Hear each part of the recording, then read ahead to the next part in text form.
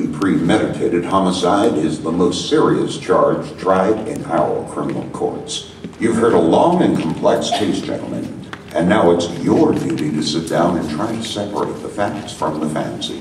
One man is dead. The life of another is at stake. If there is a reasonable doubt in your minds as to the guilt of the accused, then you must declare him not guilty. If, however, there is no reasonable doubt, then he must be found guilty. Whichever way you decide, the verdict must be unanimous. I urge you to deliberate honestly and thoughtfully. You are faced with a grave responsibility. Thank you, gentlemen.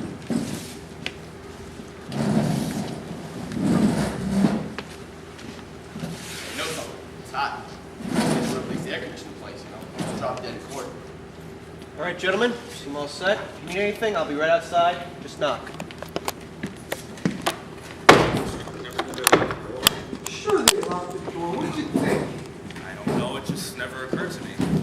6 days, they should have finished in 2. Talk.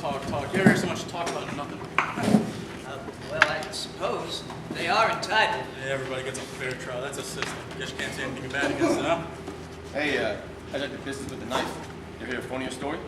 Well, look, you gotta expect that. You know what you're dealing with. What's the matter? You got a cold? Stuffed up all week. It's not where the colds will kill you, you know. Oh, God. All right, gentlemen, let's take our seats.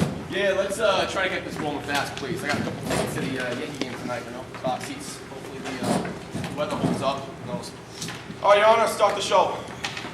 How about sitting down? The gentleman at the window. How about sitting down? Sorry. You know, it's tough to figure, isn't it?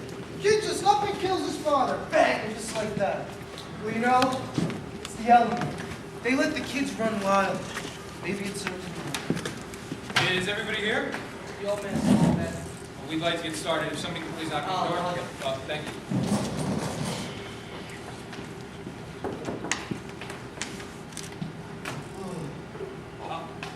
Oh, forgive me, gentlemen. I didn't mean to keep you waiting. It's all right. Please find a seat. All right. Now, you gentlemen can handle this any way you want to. I mean, I'm not going to make any rules.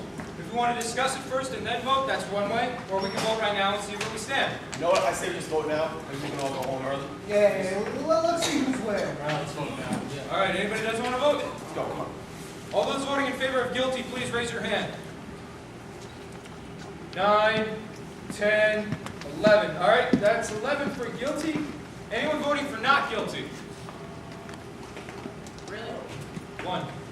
Okay, 11 to 1. Now we know where we are. Somebody's left field. You really think that kid's not guilty? I don't know. I never saw a guilty man all my life. You sat right there and heard the same things I did. He's a dangerous killer. You can see. He's 19 years old. That's old enough. He knifed his own father 4 inches into the chest. They proved it a dozen different ways. You want me to list them for you? No. Well, do you believe his story? I don't know whether I believe it or not. Maybe I don't. So what'd you vote not guilty for? There were 11 votes for guilty. It's not very easy for me to raise my hand and send a boy off to die without talking about it first. Yo, who said it's easy for me? No. What, just because I voted fast? Think the kid's guilty? We change our mind even if we talk for 100 years. I don't want to change your mind. I just want to talk about it for a while. Look, this kid's been pushed around all his life. Growing up with his slow mother dead since he was 9. It's not a very good head start. He's a tough, angry kid. You know why slum kids get that way. So we knock him on the head once a day, every day. I just think we owe him a few words, that's all. You know something, mister? You know, I don't mind telling you this, but we don't owe him a damn thing. He got a fair trial, didn't he? That's true. You know how much that trial cost? He's lucky he got it. Look, we're all grown-ups here. You're not going to sit there and tell us that we have to believe him, knowing what he is. Those people, you can't believe a word they say. You know that. I don't know that. What a terrible thing for a man to believe. Since when is this honesty a good characteristic? You have no monopoly on the truth. All right. It's not Sunday. We don't need a sermon. No, what this man says is very dangerous. I don't see a need for arguing like this. I think we ought to behave like gentlemen. Right. If we're going to discuss the case, let's discuss the facts. He's right. We have a job to do, so let's do it. Excuse me. I'm going to close the window. It was blowing in my face. Listen, Look, gentlemen, look. Seems to me that it's our job to prove that we're right and this gentleman is wrong. Maybe if we took a few minutes go around the table, just try things on. That sounds fair. Suppose we go once around the table? Alrighty, come on. I guess you're first. Oh, well, I just thought he was guilty. I mean, I thought it was obvious. Nobody proved otherwise. Nobody has to prove otherwise. The burden of proof is on the prosecution. The defendant doesn't even have to open his mouth. It's in the Constitution, Fifth Amendment. You've heard of it. Well, sure, I've heard of it. I mean, well, what I was trying to say is that anyway, I just think he was guilty. Okay, let's get to the facts, shall we? Let's talk about the old man that lives on the second floor right underneath the room where the murder took place. At 10 minutes to 12 on the night of the killing, he says he hears loud noises coming from the upstairs apartment. He says it sounds like a fight. Right after that, the kid screams at his father, "I'm going to kill you." Then he hears a loud thud, kind of like a body falling. Then he sees the kid out the window, running out the front door of the apartment, calls the cops. They arrive to find the father with a knife in his chest, dead. That's right, on the corner, fixed the time of death around midnight. Right, now what else do you want? The boy's entire story is flimsy. He claimed he was at the movies. It's a little ridiculous, isn't it? He couldn't remember what pictures he saw. That's right. You hear that? You're absolutely right. Look, what about the woman across the street? All right, if her testimony don't prove it, then nothing does. That's right. She said she saw the killing, didn't she? Let's go in order. Now, just a minute. Now, here's a woman who's lying in bed and can't sleep. It's hot, you know. Anyway, she looks out the window, and right across the street, she sees the kid stick the knife into his father. She's known the kid all his life.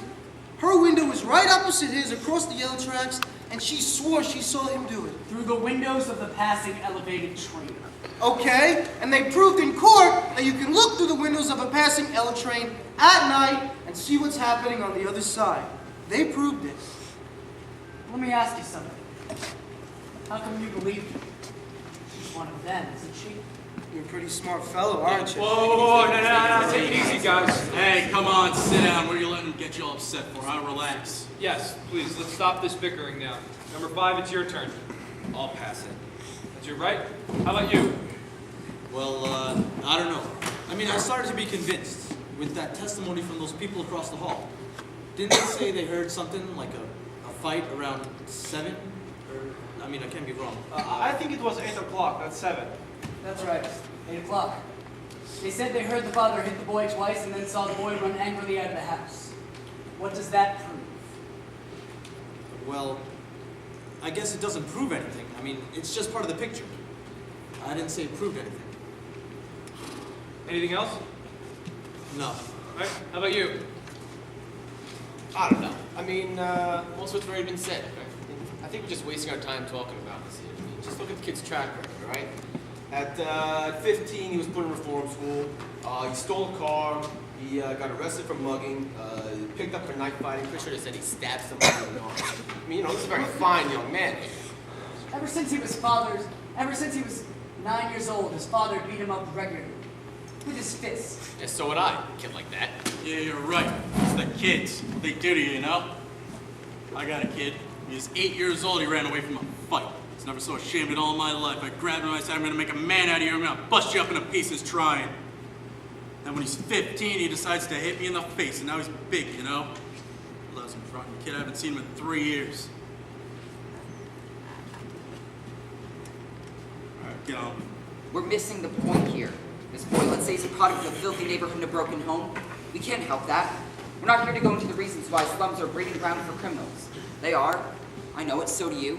The kids who come out of slum backgrounds are potential menaces for society. You said it right there. I don't want any part of it, believe me. I've lived in a slum all my life.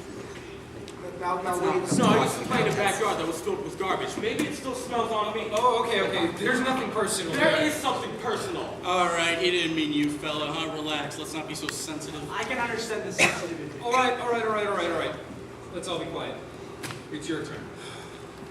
Right? I had a very peculiar feeling about this trial. Here we go. I felt that the defense counsel never really conducted a thorough cross-examination. I mean, he was appointed by the court to defend the boy. He hardly seemed interested. So many questions were left unasked. Yeah, and what about the ones that were asked? For instance, let's talk about that cute little switch knife that fine boy made him buy. All right, let's talk about it. Let's get it in here. I'd like to see it. Mr. Foreman? We all know what it looks like, huh?